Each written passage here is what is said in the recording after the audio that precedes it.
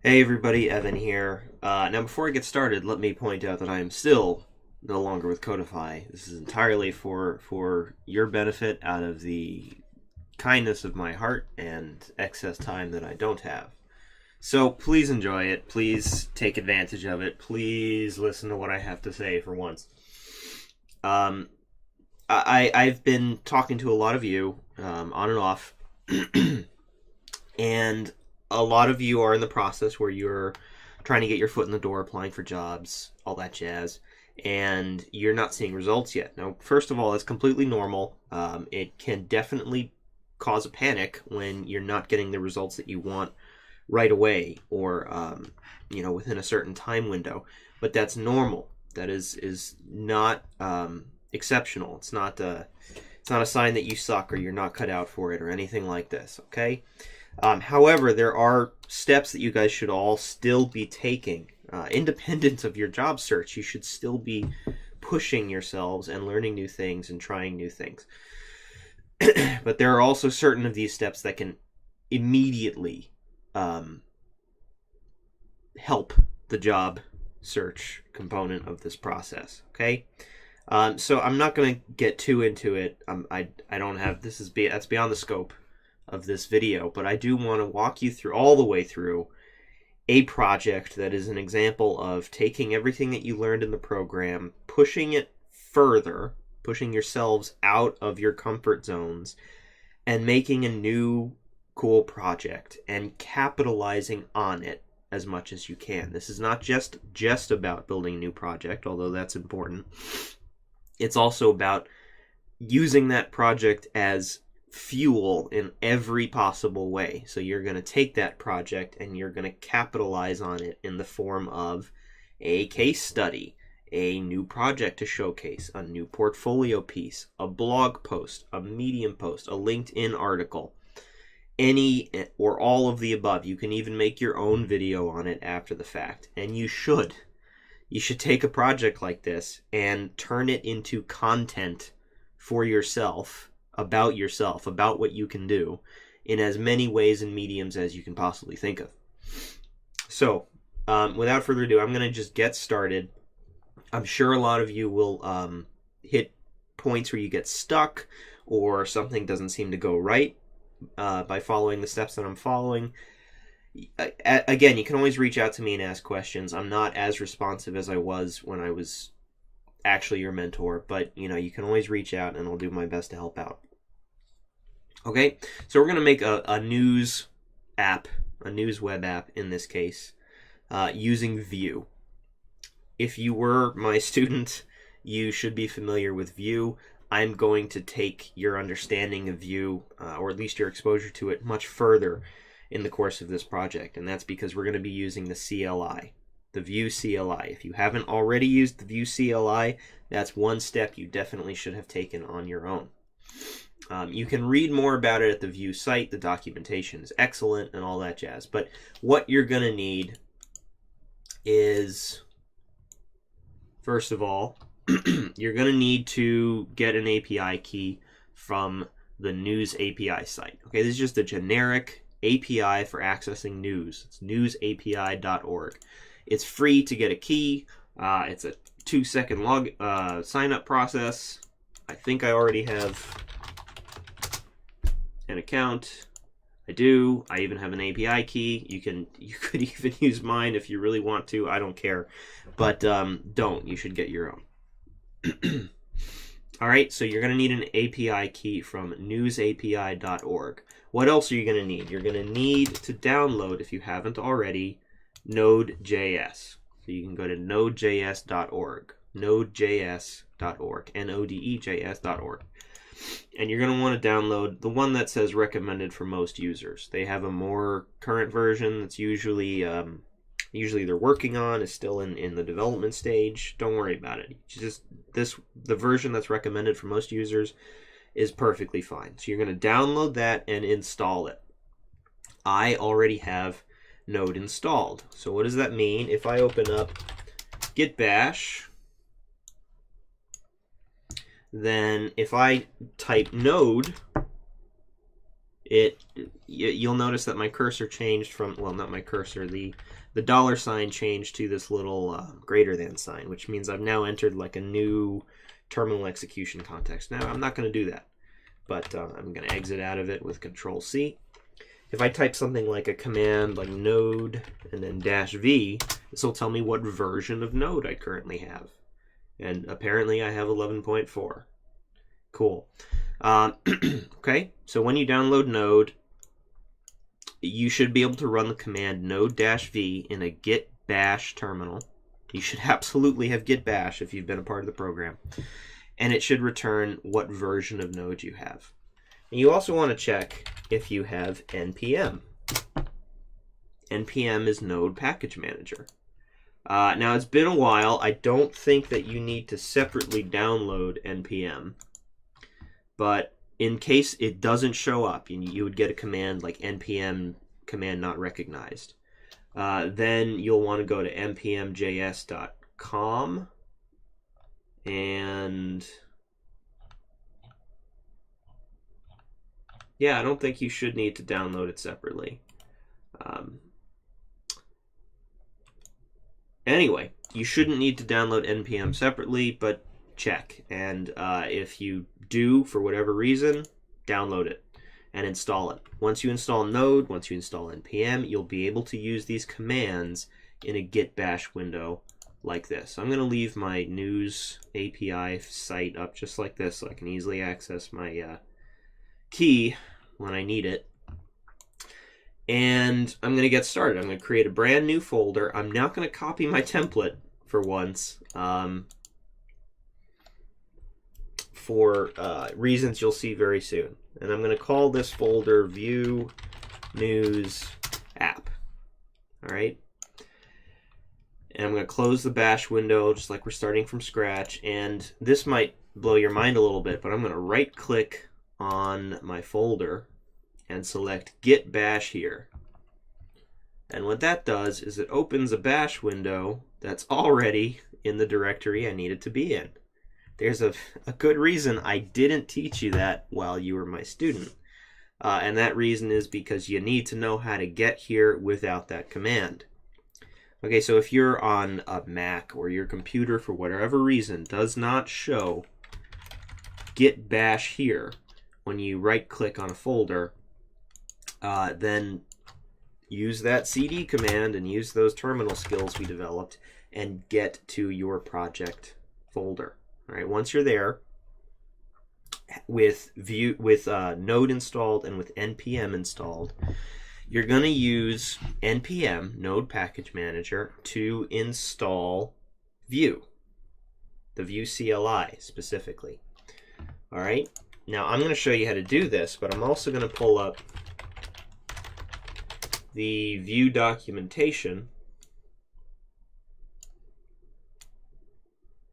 cli.vuejs.org, and this tells us exactly how to get started. I already have it installed, but it's not going to hurt me to run through the installation process one more time. So in my terminal, in my git bash window here, I'm going to type npm install -g @vue/CLI. So Node Package Manager is a package manager. This command gives you access to a lot of cool packages that you can use when developing. Install tells it to install something. That's a specific command. -g is telling Node Package Manager to install whatever you're telling it to install globally. Okay, without that -g, it would only install this new package within the context of this project folder that I'm in, for example. But I want access to the vue-cli for any project I ever run on my computer. So I'm just going to install it globally. And that means I'll always be able to use the vue-cli from this point out. I'll never have to run this command again, unless I change computers or something. All right, and then I hit enter. @vue/CLI is the package itself. Now, if you don't see anything happening, you just got to wait a second. It takes a little time. And you'll get a lot of commands like npm warnings or You'll get logs about packages that have been added or changed, like added 1 package from 3, blah, blah, blah.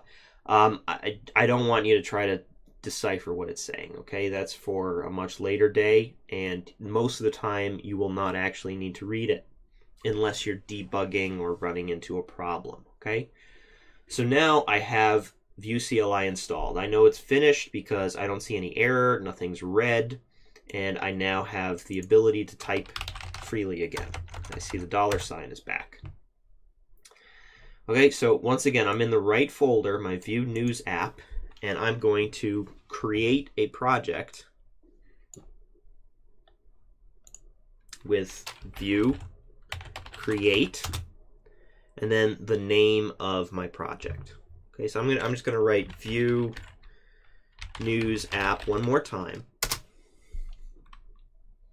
Then it's going to ask me some questions, like please pick a preset, default, or manually select features. This vue create command will install some automatic features for you, and you normally will not need to.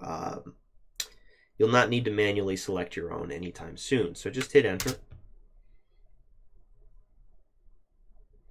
and it'll take a little bit of time.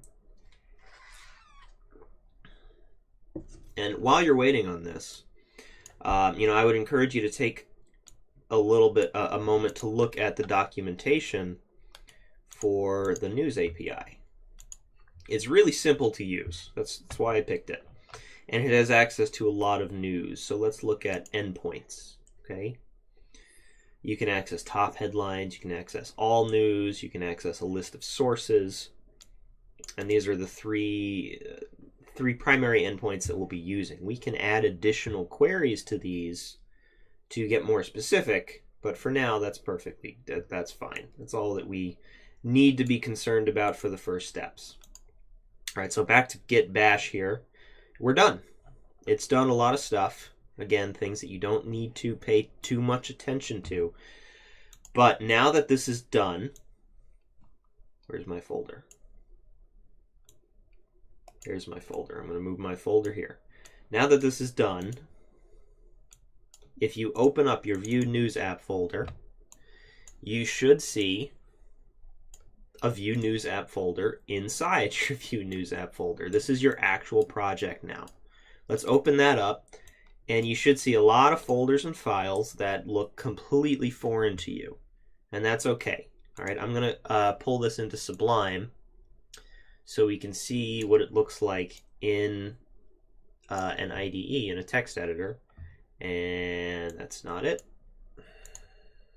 There it is. Pull it over here.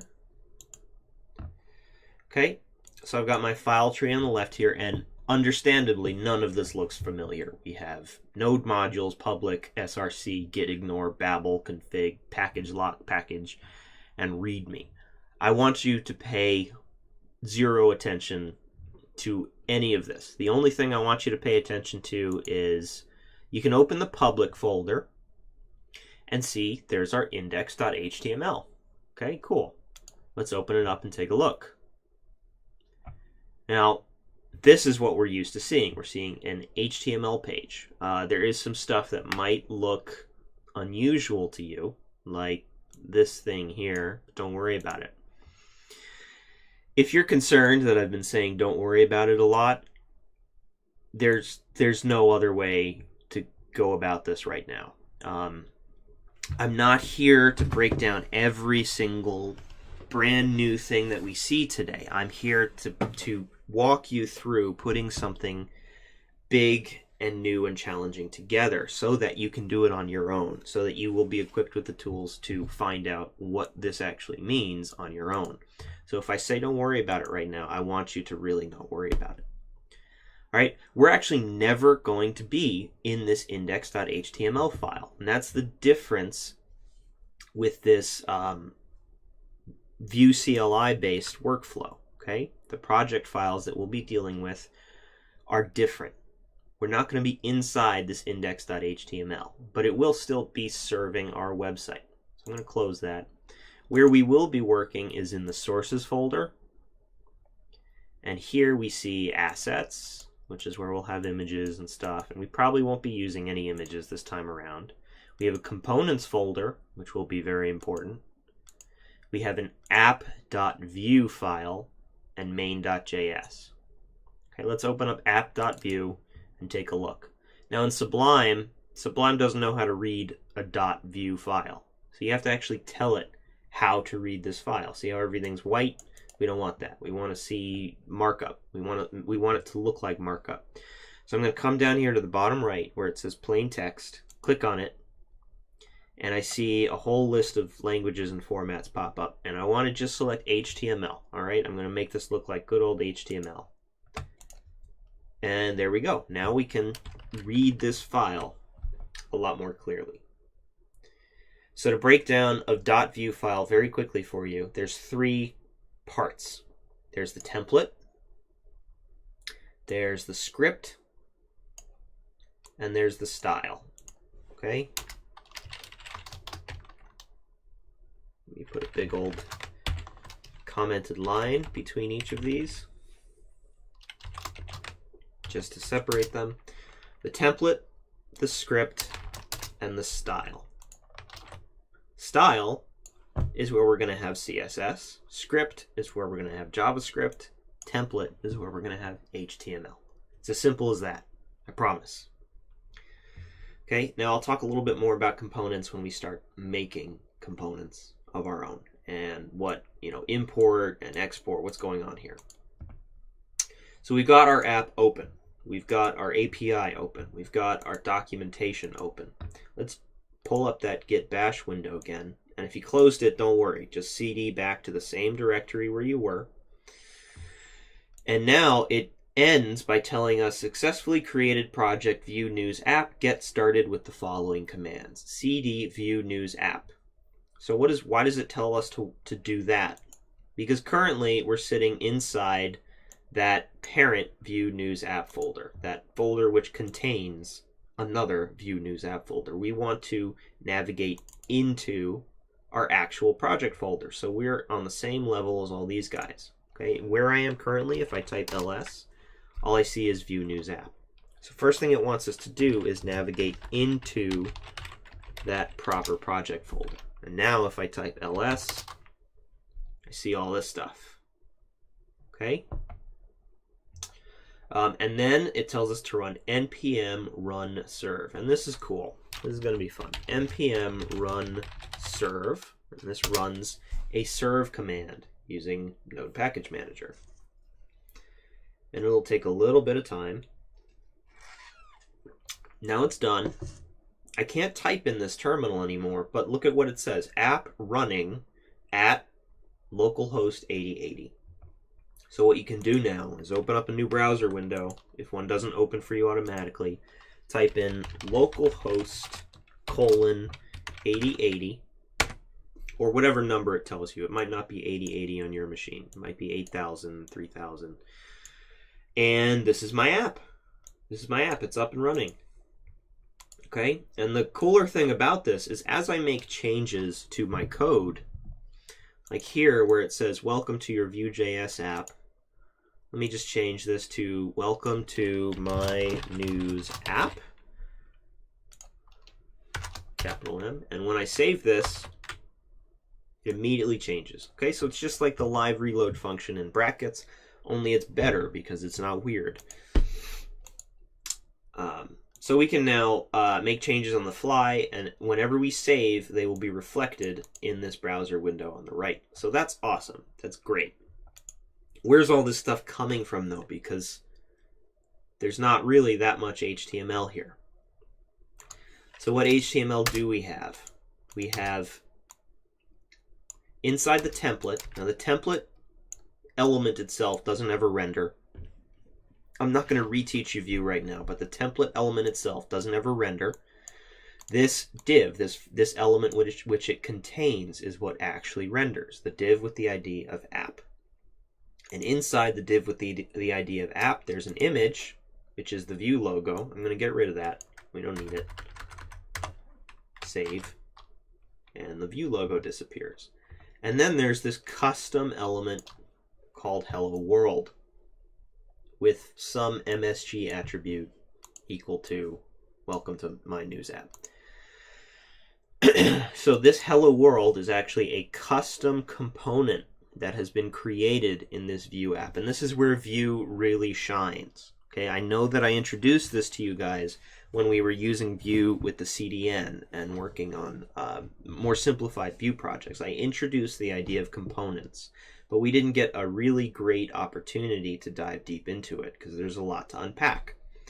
We're going to try to unpack a lot of it on the fly. I would ask that you try your best to stick with me. I may have to break up this video as is, but stick with me as best as you can, okay? So there's a custom hello world component being utilized in app.vue. And this custom component is imported. Now we're down in the script section. It is imported from the file hello-world.vue in the components folder in the same directory as this file. So right next to app.vue is the components folder, and there's the hello-world.vue file. All right, so this is why from day one, I tried to remind you over and over again how important relative file paths are. This is one of many reasons. So from app.vue to hello-world.vue, this is the relative file path. And we are telling this file to import something called hello world. You could think of this as a variable name, like var hello world or const hello world. And we're importing it from this file, hello world.vue. That gives the JavaScript in this Vue file, app.vue, access to something called hello world. And what do we do with that? In our Vue instance, that's what this export default is down here. If you guys remember the Vue instance, this is like the Vue instance for this app.vue file. We are using this hello world as a component. We're registering it as a component. Okay?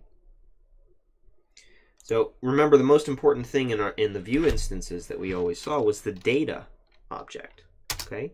So if you wanted to have, if there is currently no data in this particular app file, but if there were, it would be down here, like so. And if there were methods, they would be down here, like so. Okay, so this export default and this big old object that we're exporting from this app file is the Vue instance. We don't even need this name. That's not doing anything for me. Okay.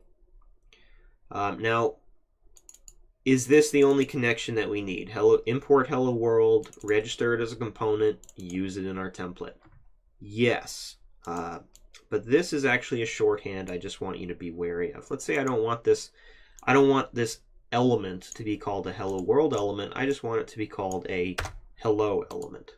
Well, if I save, it breaks my app because now it doesn't know what hello is.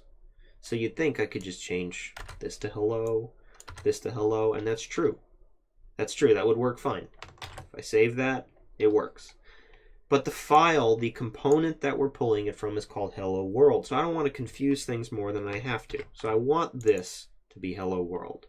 I want the variable that I'm importing from the other file to stay hello world. I want it to be consistent. I just don't want to have to write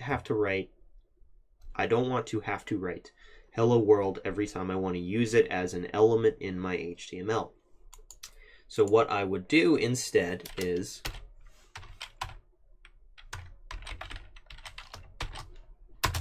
something like this. Now if I save, my app breaks because what did I do? Custom element, oh, it's a capital H. Lowercase h if I'm going to use a lowercase h down here. There we go. Now it will work. Now it will work. I have registered the hello world component as hello. So now I can write hello, and it's going to be the hello world component. I don't want to confuse you further, but oftentimes what I personally will do is I'll import a component like this, and then I'll rename it somehow. Like I might name it app hello.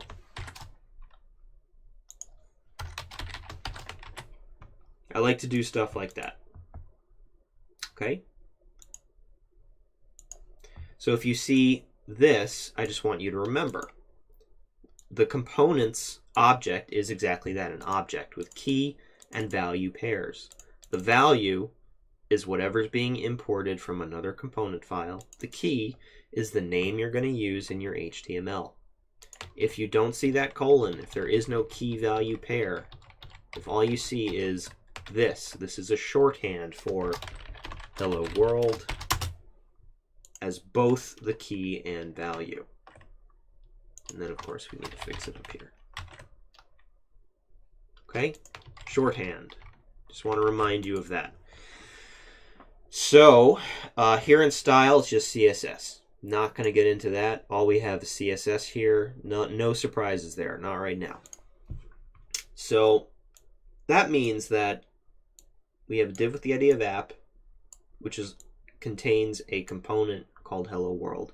That means that basically all of this is actually coming from the hello world component. So let's take a look at that. One last thing about this data object. It is going to function exactly the same as it did in our lessons. The only difference here is when we're using view files and a vue-cli based workflow like this, the data object actually needs to be a function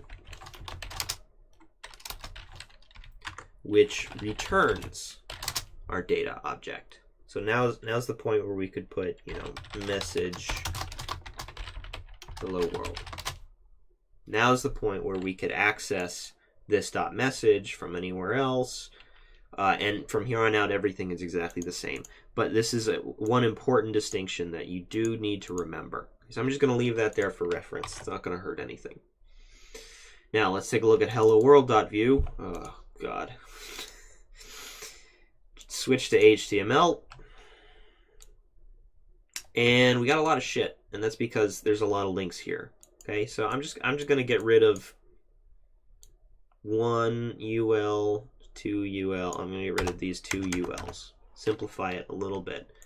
And when I save, watch how that changes the application on the right. Okay, so we got a lot of links. Let's get rid of the third UL and that H3 as well. And all we have now is welcome to my news app and for a guide, blah, blah, blah, blah, blah. So we can see that paragraph for a guide and recipes and how to configure. This is a paragraph element. And it contains a clickable link, an anchor element. I'm going to get rid of that. Now what do we have? We have a div with a class of hello, which contains an h1 that's using mustache syntax, okay, two-way data binding, to load some data variable called MSG, short for message. What is MSG? Well, if I look here in the script section, I'll get rid of name. Once again, name is not doing anything for me. What is MSG? All I see is this weird props object, which contains a key, MSG, and a type, string.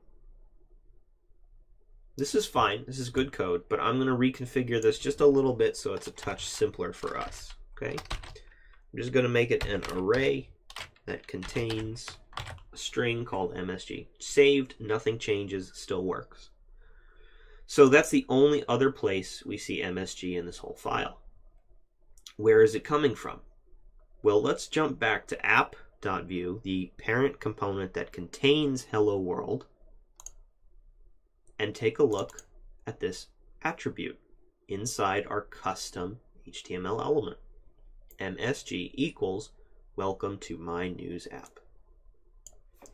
If I change this to goodbye world, then our custom component registers the string goodbye world as the value of the MSG message attribute, which is passed into this component as a prop and used to populate an H1 using two-way data binding. Okay, there's a lot of different ways to do this, but I want you to understand the threads here, what's going on. All right, so that'll do for now. I'm going to close Hello World, and I'm actually going to delete it. And I'm going to comment out this import line. I'm going to comment out the component. I'm going to comment out the markup. So we now have an empty app. In fact, let's just delete this altogether. I'm not going to be using it again. I'll leave this import line for reference. So now to make our news app. When we're building an application with Vue, we want to take advantage of the component-based architecture that it gives us access to. So, to keep things simple and light and hopefully understandable, what components, what reusable components do we think we're going to need in order to build a compelling and functional news application? Think about it. What type of content blocks, if you will, are we going to need? Well, one thing I think we're going to need is probably some kind of article component. Like, this is a news article. And we're going to use that component for every article that we load on our page. If this isn't clear, let me try and demonstrate. Inside my data object, I'm going to create an articles key, which is going to contain an array of objects. Okay, and each of these objects is going to contain a title and a description.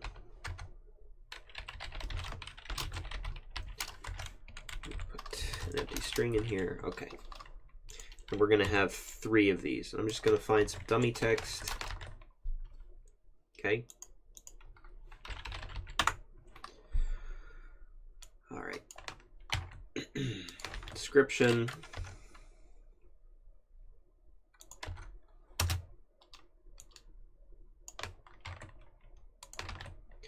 Description. And description. All right, and we're just going to give them titles of Article 1, Article 2, and Article 3. All right, so we have an array of objects. Pretty simple. And let me get rid of that. Array of objects inside an articles data key. All right, so how would we go about this without even diving into components? Using vue directives, remember v4, there's a really easy way to cause all of these articles to populate our page really quickly. So I'm going to create a div, and I'm going to use a v4 attribute, which says article in articles.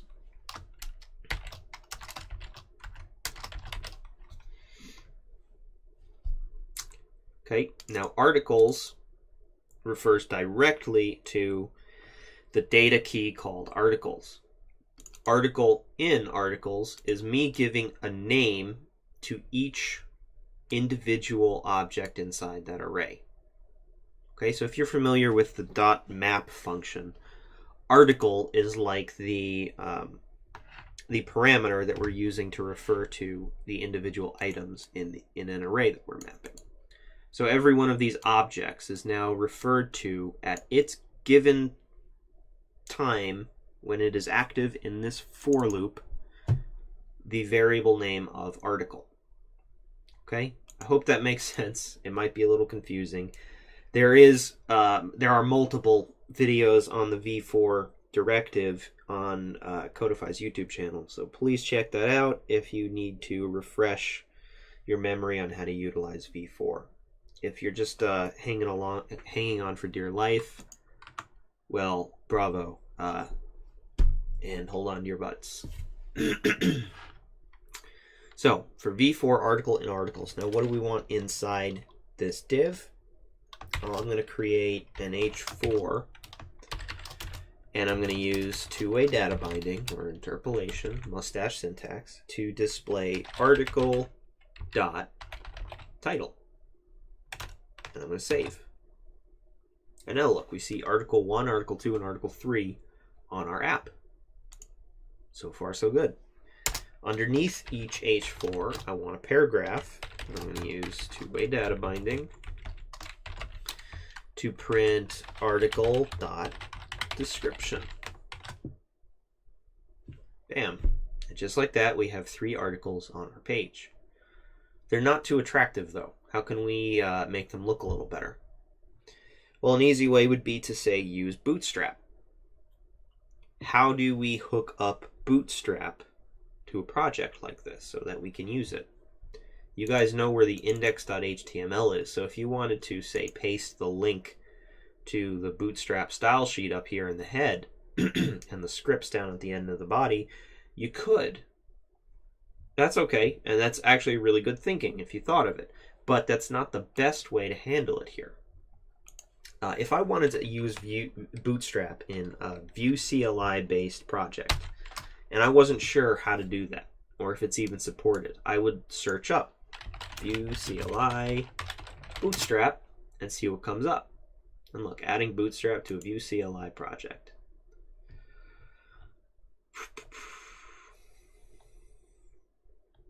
And this refers to some custom packages that allow us to use Bootstrap with Vue, but from experience, I know for a fact that that's overly complicated. So I'm just going to type in vue-bootstrap. There is a specific package for installing Bootstrap in Vue projects. bootstrap-vue.js.org. Click on Get Started, and here we go. It tells us how to use it and how to install it using good old npm. Okay, so I'm gonna currently I can't type in here because my app is actually running. So to stop it from running, I'm gonna hit Control-C, and that's actually gonna stop the app on localhost 8080. If I try to reload now, it gives me this message. But that's okay, because I need to use my terminal for a second. You could also open a second terminal window in the same directory. That's totally fine. It's not going to hurt anything. And I'm going to type in npm.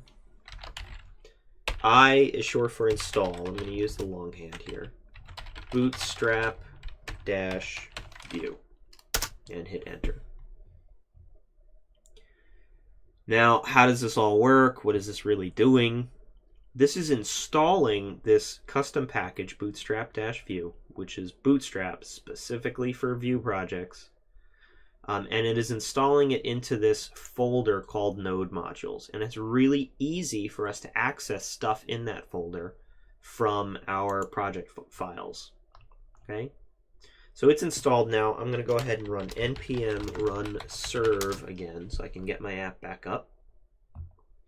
And in the meantime, I'm going to look at how I can tell my files, my project files, that we need to use Bootstrap. Well, the next step after installing, it says, is register the Bootstrap Vue plugin in your app entry point. My app entry point is, you can use app.vue, or you could even use main.js. Okay, main.js is going to be the JavaScript logic, business logic, entry point. It is technically the index.html, but everything is rendered in here via main.js and app.vue. So you could put it in either of these files. I'm going to put it in main.js just for shits and giggles. And I'm going to just copy this, import Bootstrap Vue from Bootstrap Vue. I'm going to save, and my app's still working. Let's see if I'm getting an error. No errors. Everything looks good. How does it know where the hell Bootstrap Vue is, because this does not look like a relative file path from main.js out up one directory into node modules and into, come on now, Bootstrap, and etc., etc. And that's because it's not an actual relative file path. But this is first going to look for a package called Bootstrap Vue. How that happens has to do a lot with these with the configuration files that we're not going to get into. But if you need to add a custom package that has been loaded and installed via npm, it's as easy as this to use it in your project. Okay? And now in app.vue, let's start using some Bootstrap. I'm going to break this up a little bit. Let's add a class of column4 to this div containing each article.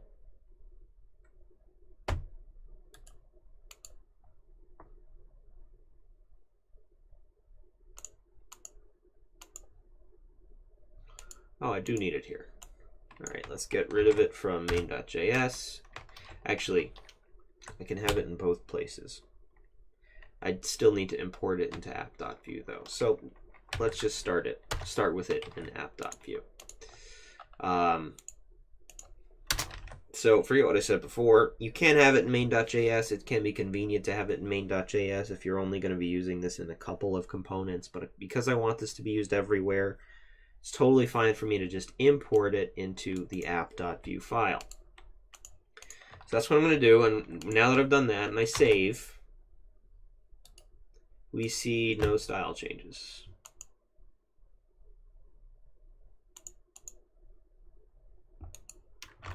That's weird.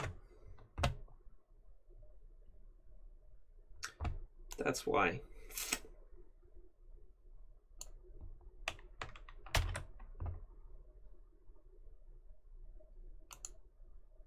Okay, no, I'm sorry. I'm the one who's not reading the documentation here.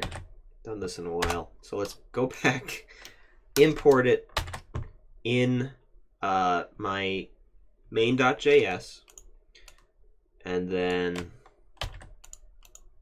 I'm going to add this vue.use bootstrap vue command right here in the main.js file.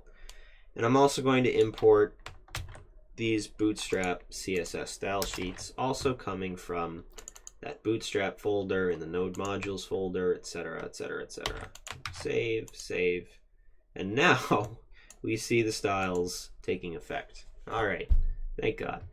Sorry guys for the confusion there. I hope that didn't make it worse. Once again, I simply followed the documentation under getting started at bootstrap-vue.js.org. I copied over these three lines, these three import lines. I copied over vue.use bootstrap vue, which matches up with, say, the variable name that I use to refer to the package that I'm importing from bootstrap-vue. And I saved, and that's it. And now from any component, I'm going to have access to Bootstrap styles and Bootstrap class names. Okay, so we know why these aren't lining up or anything, because this is not a complete Bootstrap grid system. We also need a row, and while we're at it, we can give that div with the ID of app a class of container fluid. There we go. Now we have our three articles. We used a v-for loop to grab them all and populate all of this content.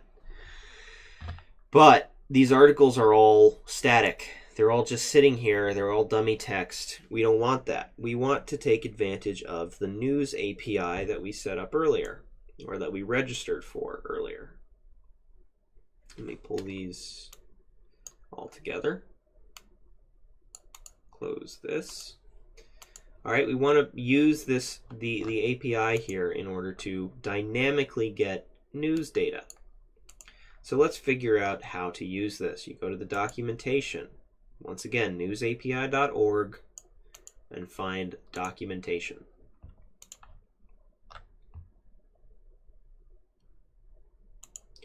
try get started first.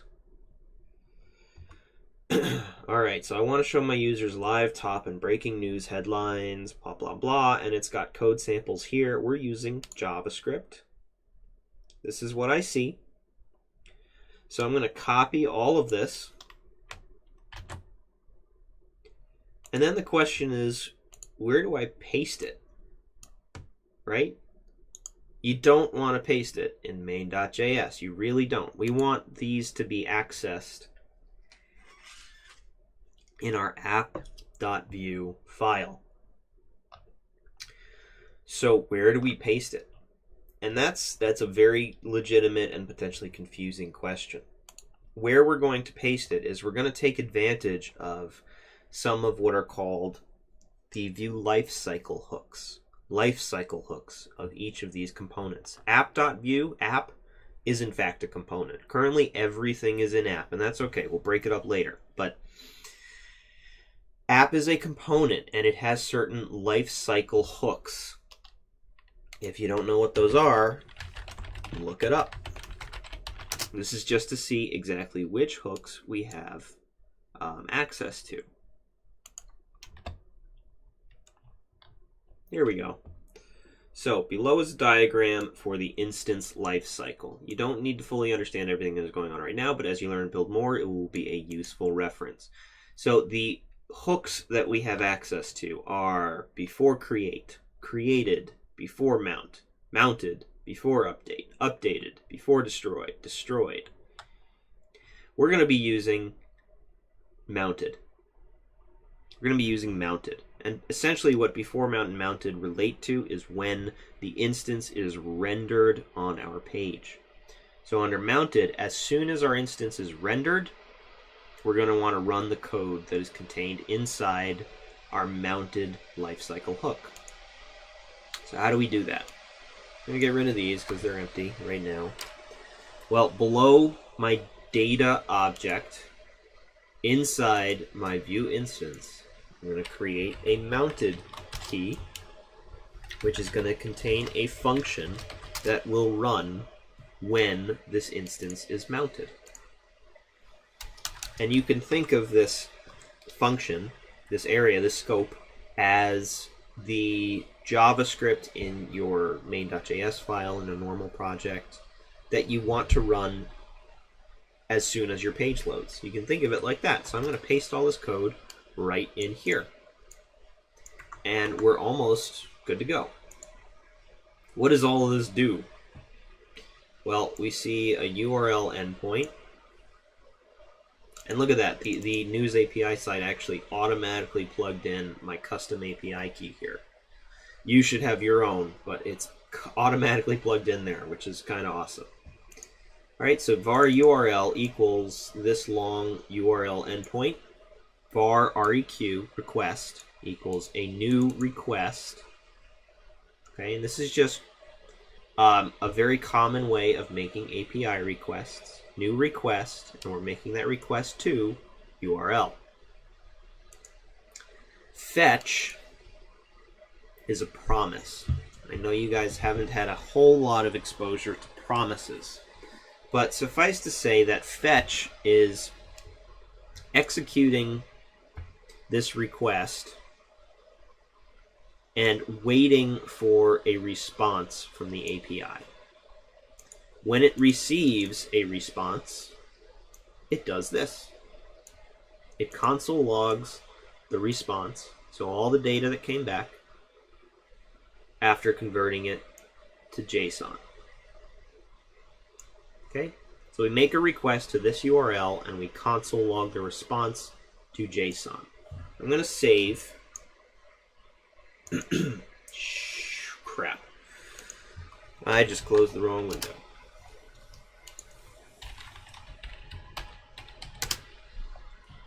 Alright. So I'm going to save with my console open so we can see exactly what that response looks like. And if this is starting to sound a little more familiar to you guys, good, it should. We're now at the point where we're just dealing with APIs, which we did get a good amount of practice with. So, once again, save. Okay, and now we got this promise object here in my console. Let's open it up and take a look at what it looks like. It has a prototype, which we're not interested in. Promise status, which tells us, was the promise resolved? Was there an error? Did something else happen? And a promise value, which is really what we want to look at. This is the actual data returned by our promise. And look at all these articles here. Okay, we've got 20 articles.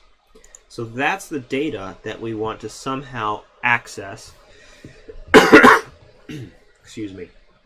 That we want to somehow access in our Vue instances data object, so that we can use this data to populate our application. Okay?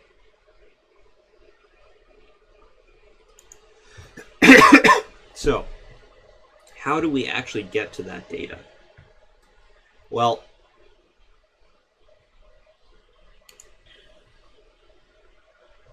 the thing about promises is there can be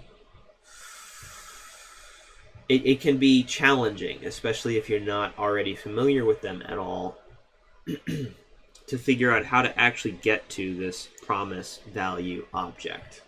Okay, it is more complex than you might think. And that's because promises are asynchronous.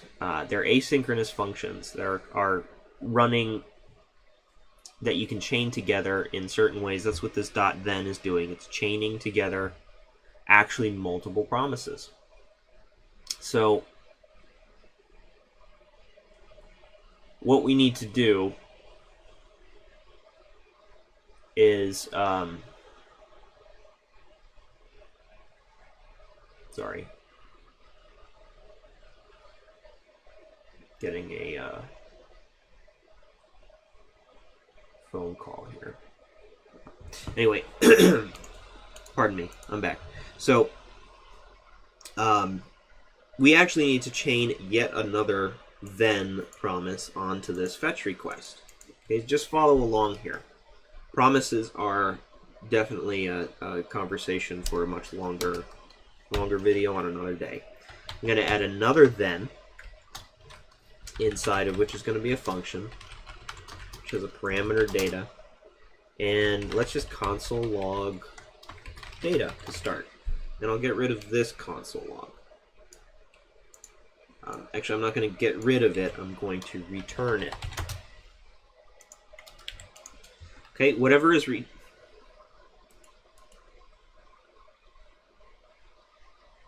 I could get rid of the red lines, sorry.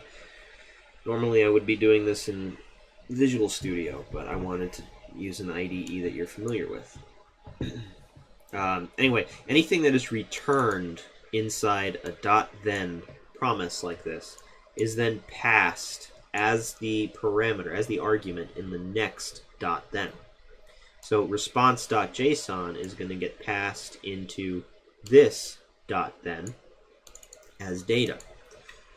Now, it may not make sense why that would actually make a difference, although now you can see we have direct access to the data. But that is kind of how promises work. This first then, which has, when we're taking a look at the response converted to JSON, it's like it's giving us a preview of the promise value. We can't actually access it from this state, but if we pass it to yet another .then function, it will resolve this promise value and convert it to the object that we need. So data then becomes, at this point, the object that we really need. And now we can see it. It's a big old object which contains an articles key, a status key, and a total results key. So what do we need to do with this data? We've gone full circle right back to how do we communicate with APIs? How do we consume them? Well, we want the articles that are contained in this data object to replace the static articles in this articles data key, which we're using to populate our HTML. I'm going to empty out this array.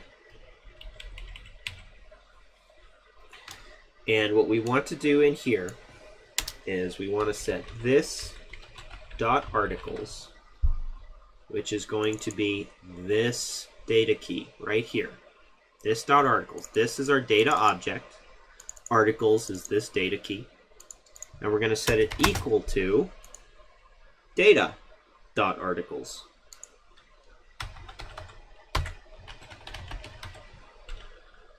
Okay? As simple as that. I'm going to save. And articles of undefined. Which articles?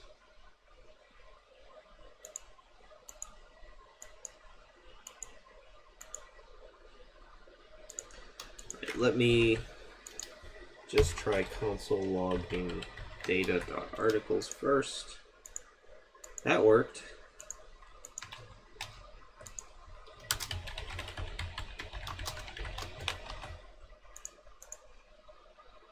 This is undefined here in, oh, it's a scope issue. My bad. All right, let's bring this back. And first, let's make sure that we can access the this object from up here. That's perfect. All right, so I'm gonna, so in order to make this work, there's a slight scoping issue. So I'm just gonna do var that equals this, and we're gonna set that dot articles. There we go. And now you can see we've got all the articles in our HTML. If for whatever reason they didn't show up, let me reload. If for whatever reason they didn't show up at this point, but we didn't get an error, it's probably just that we're not quite consuming them correctly up here. Like maybe it's not article.title that we need, but article.name, article.full title, something like that. There's probably a different key inside whatever that article object is that we actually need to access. So let's take a closer look at an individual article. This first one, it has author, content, description, published at, source, title, URL, URL to image. Let's take advantage of that URL to image. Let's add an image to each of these articles. So inside that div, in our v-for loop, I'm going to create an image element. And I want the source of this image element to be article.url to image, right? So you might think to write this like, maybe something like this, article.url to image. This is not correct, okay? We cannot use two-way data binding, we can't use interpolation like this, okay? We want to get rid of those curly braces entirely. And this is still not correct. It's almost correct. Okay, what this is going to do is set the string article.url to image equal to the value of the source, and we don't want that. We want the value that article.url to image is referencing. And so to do that, we're going to use the vue-bind directive. You might remember this from our lessons on Vue. If not, go back and rewatch the videos. It's all there. And what this does is it basically converts whatever you put in these quotes to to active JavaScript.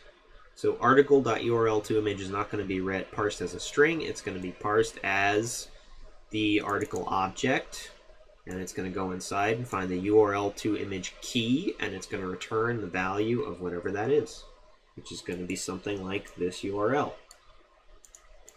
All right, so I'm going to save. Not that.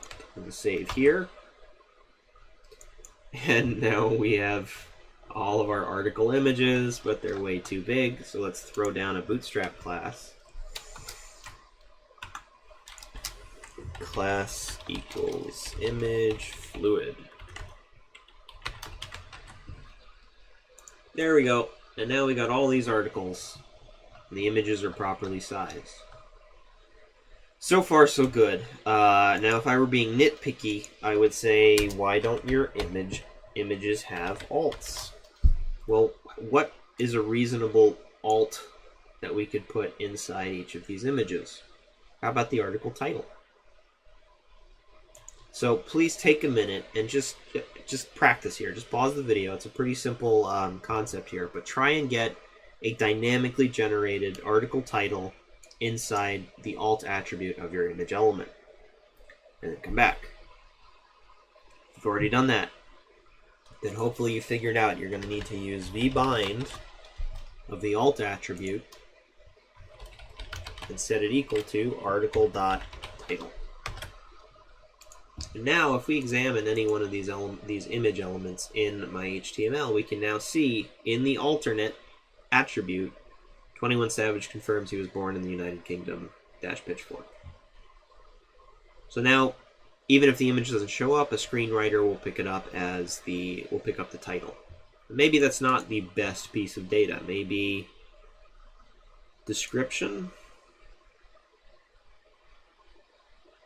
Yeah. Maybe description. Let's change that to article.description. Or whatever you feel like. But you still want to find some kind of data to insert into that alt attribute that relates it to the article that has been fetched via the API. All right, how else can we make this interesting? What's the difference between description and content is the actual article. That's huge. So we just want description. That's fine. We could use source. Source is a good one. Author, published at. I'm not going to take the time to parse published at, but let's just throw author in there for now. Under the H4, let's add an H6 and just do article.author. And there we go. And how about source too? Source is an object which has a name. Okay. Let's put this in the same H6 as the author. Let's add a bar and do source. Now let's just insert it there. Article.source.name. There we go. Author, source. Author, source. Title, author, source, description, image. We have a full article card for every one of these articles that we're dynamically fetching from the news API. And of course, if we wanted to, we could adjust the URL that we're using as the endpoint. We could change top headlines to everything. We could change country equals US to country equals Canada. And now we get different articles. Everything's better from Canada. Except whiskey. Anyway. We've come this far. And I'm looking at just over an hour of recording now. I'll take this a little bit farther. And then I think I'm going to stop and revisit this at a later time. But this is a good project that, you know, we've reached a good point where if you're feeling confused by what we've done so far, that's okay, I get it. If this is the first time you're dealing with Node and Node Package Manager and the vue-cli, I get that. This is a good point to stop and say, cool, I made something dynamic, I made something that I don't fully understand, let me re-watch the video, re-walk through the steps, and try and do it again. And then let me try and do it again, maybe without the video, or, you know, only referencing the video when I really need to.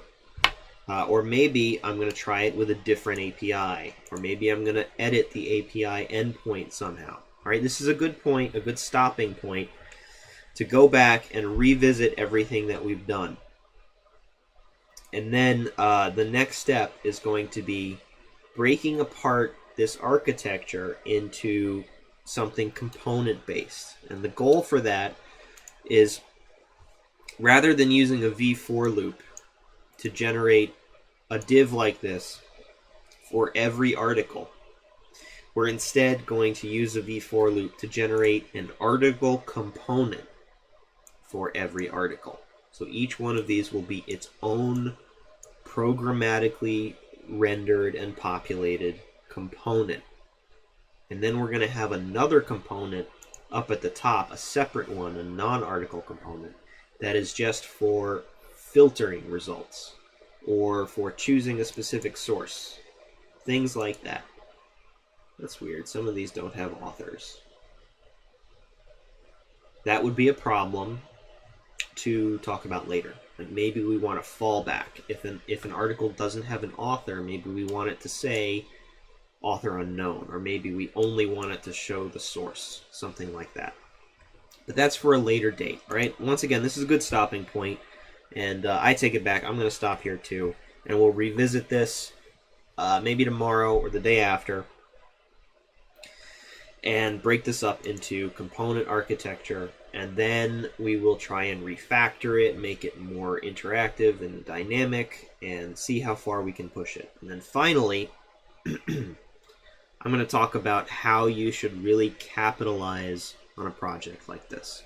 How can we take this project and stretch it as far as it will go in the form of different types of content? Alright guys, so stay tuned. In the meantime, I hope this was helpful.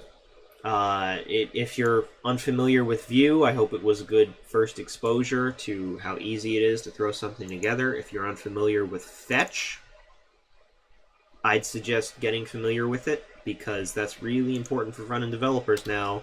I have not gone through a single technical interview that has not somehow used Fetch and the resolving of promises. So fetch.then. So yeah, we talked about Vue, we talked about lifecycle hooks, we talked about fetching APIs. It was a lot, and this is not about the details. This is more about the bigger picture. It's up to you to take responsibility and go back after the fact to pick up on those details that you may not fully comprehend or that you may have missed out on. What I'm giving you here are the reference points so that you can easily find the information you need and avoid a lot of the noise. All right, that's it. Talk to you again soon.